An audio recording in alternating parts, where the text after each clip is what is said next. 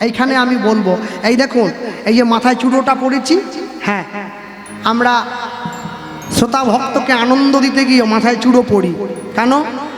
মানুষে আনন্দ পায়। কিন্তু মনে রাখবেন, যারা আমরা কীর্তন করি আপনাদেরকে আনন্দ দেওয়ার জন্য চূড়োটা আমরা পড়তে পারি, কিন্তু চূড়োর ওপরে ময়ূরের পালকটা লাগাতে পারি না। এটা আমার শ্রী গুরুদেবের নির্দেশ। কেন জানেন?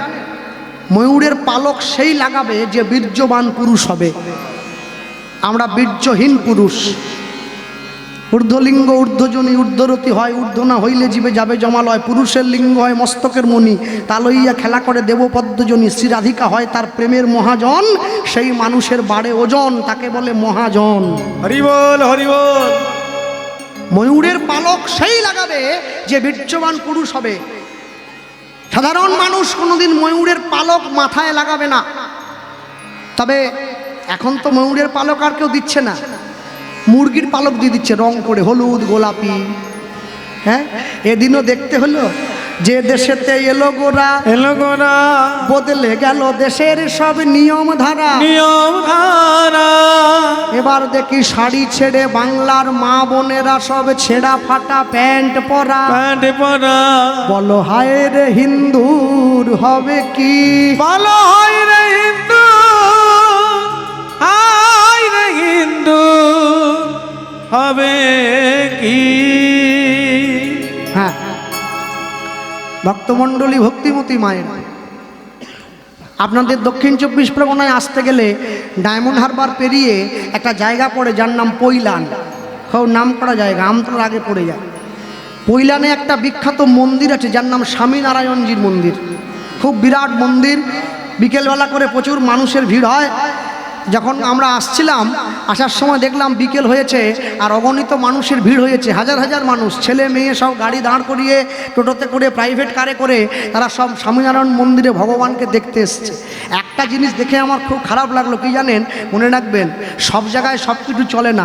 বড় বড় মেয়েরা এসছে ভগবানকে প্রণাম করার জন্য, তারা পোশাক পরে এসছে, এইটুকুটুকু পোশাক, এইসব যেটা পরে ঠাকুরের সামনে গিয়ে নিচু হয়ে প্রণাম পর্যন্ত করতে পারবে না, লজ্জা লেগে যাবে তার নিজের।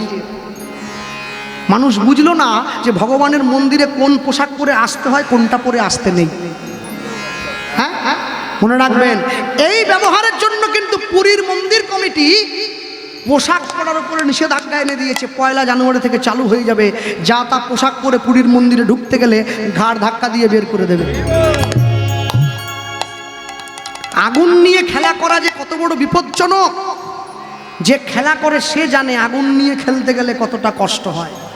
বাড়ির ছেলে মেয়েদেরকে বোঝাবেন, ভগবানের মন্দিরে গিয়ে ভগবানকে পিছন দিকে রেখে ফোনটা উপরের দিকে তুলে সেলফি তুলতে নেই। ভগবান তোমার বন্ধু নয়, তাকে সঙ্গে নিয়ে তুমি সেলফি তুলছো। সেলফি তুলতে হলে সামনে ভগবানকে রেখে তুমি পিছন দিকে দাঁড়িয়ে তারপরে ছবিটা তোলো, না হলে সাইডে গিয়ে তোলো। ভগবানকে সামনে নিয়ে সেলফি তুলছো কি? মানুষ এত বড় আশ্চর্য, দুর্গা পুজো চলে গেল, অষ্টমীর দিন মানুষে মায়েরা পুষ্পাঞ্জলি দিল, মন্দিরে মন্দিরে, প্যান্ডেলে প্যান্ডেলে ভিড় হলো। আর নবমীর দিন খবরের কাগজে বেরিয়ে পড়লো দক্ষিণেশ্বরে মন্টুর খাসি মাংসের দোকানে 2 কিলোমিটার লাইন, লম্বা লাইন পড়ে গেল। অষ্টমীর দিন উপোস করে নবমীর দিন উপোস ভাঙছে খাসি খেয়ে। ওরে উপোস রে, আহা, উপোস বলছে ছেড়ে দে মা, কেঁদে পাচ্ছি, আমি আর থাকতে পারবো নি। মনে রাখবেন, যেইটা ধরেছেন তাকে ছাড়বেন না, যাকে ছেড়েছেন তাকে ধরবেন না। জীবন এত সহজ নয়, জীবনের পথ বড় উঁচু নিচু, চলতে গেলে বুঝে চলতে হয়। আরে নিজের জীব নয়, কথা বলতে গেলে একটু ভেবে বলতে হয়। দাঁতে কামড় খেলে কেটে রক্ত বেরিয়ে যাবে। তুমি কি ভাবলে জীবন কি এত সহজ নাকি? তুমি চালিয়ে দিচ্ছ। মনে রাখবেন, যারা প্রচার করছি হরিনাম সংকীর্তন, আমি আপনাদেরকে বলেছিলাম সকালবেলা, হ্যাঁ, কেন জানেন? আজকে আমাকে বিশ্বরূপ নিয়ে এসছে জায়গায়। ও আমাকে ফোন করে জিজ্ঞাসা করলো, দাদা কি খাবে? আসরে উঠবে, নামার পরে কি খাবে? আচ্ছা বলুন তো, ও আমায় বড় ভাই বলে ভালোবাসে, আপনারা কেউ জানবেন না। আমি যদি ওকে ফোনে বলতাম যে বিশ্বরূপ ভাই, আমি আসর থেকে গান করে নামলে তো খুব কষ্ট হয়, তো ভাত তরকারি কমিটি যা ব্যবস্থা করেছে থাক, তুমি তোমার বাড়ির থেকে আমাকে দুটো ডিম ভাজা করে দিও, আমি খেয়ে গাড়িতে বসে পড়বো। বলো আমার প্রতি ওর যে সম্মানটা ছিল আর কি থাকবে? থাকবে না। মনে রাখবে, সর্ষের মধ্যে ভূত ঢুকে গেলে সেই ভূত দিয়ে, সেই সর্ষে দিয়ে ভূত ছাড়ানো সম্ভব নয়। যারা বোঝার তারা বুঝে নেন। যারা গ্রামের কমিটি রয়েছেন, যারা গ্রামবাসী বর্গ রয়েছেন, হরিনামের কমিটি প্রতিজ্ঞা করবেন যে কদিন গ্রামে কীর্তন হবে আমরা কোনো মাতালকে দিয়ে হরিনাম করাবো না, যত বড়ই কীর্তনিয়া হোক।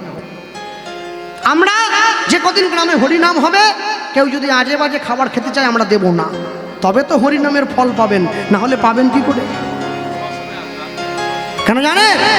আত্মীয় পরিজন সব সময় আসবে, হরিনাম সব সময় আসবে না।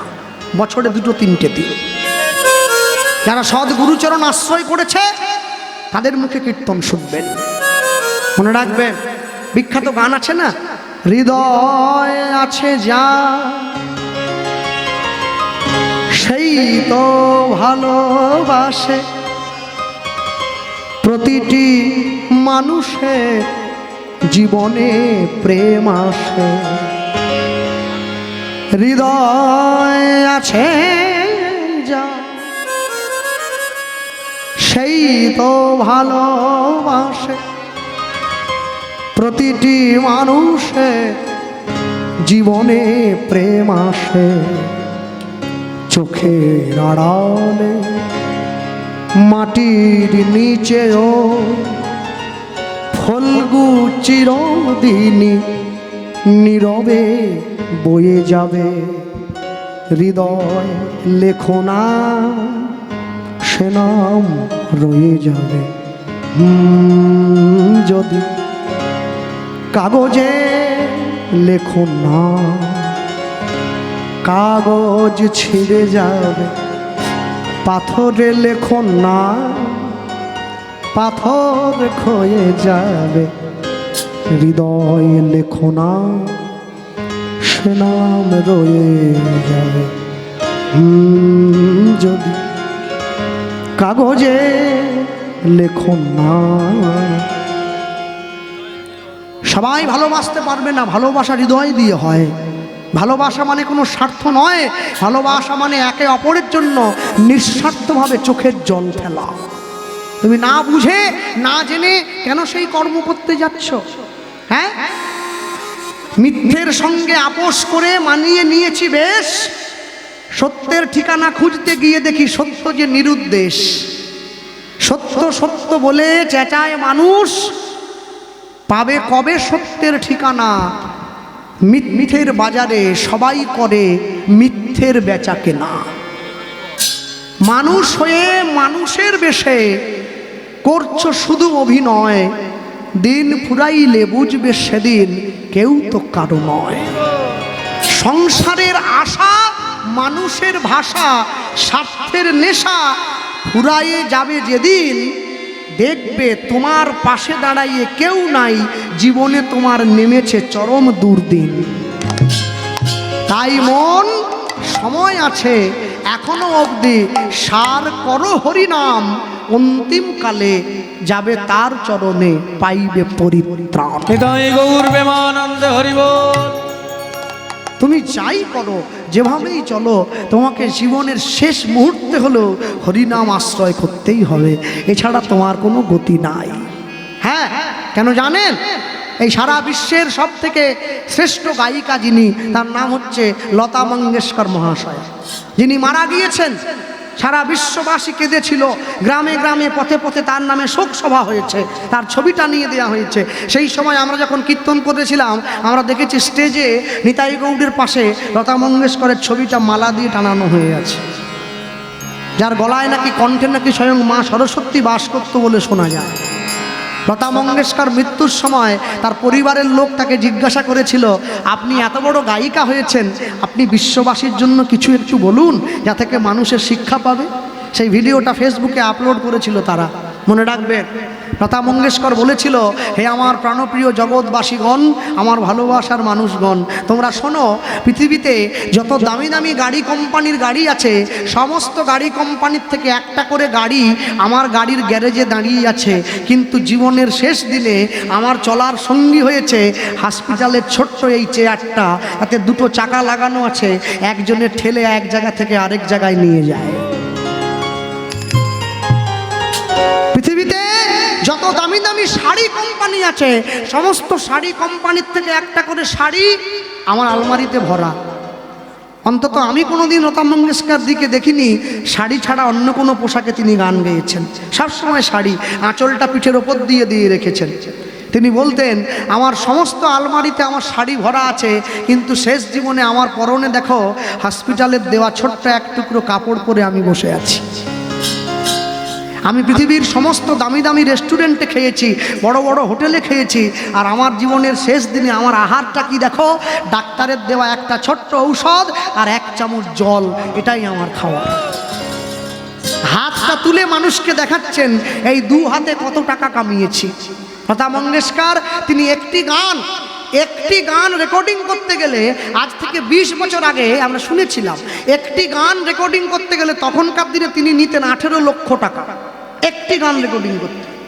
তিনি হাত তুলে দেখাচ্ছেন, আমি যেমনভাবে এসেছিলাম তেমনভাবে খালি হাতে আমাকে চলে যেতে হচ্ছে। আর সবার শেষে একটা গুরুত্বপূর্ণ কথা বলেছেন, যেটা শুনে জগতের মানুষ চমকে উঠেছে। কি? যে কণ্ঠকে তোমরা সরস্বতী বলে বলছো, যে গলার জন্য মানুষে এত মুগ্ধ হয়েছে, মৃত্যুর আগে আজ আমি কথা বলতে পারি না, আমার গলাটা রুষ্ট হয়ে গেছে।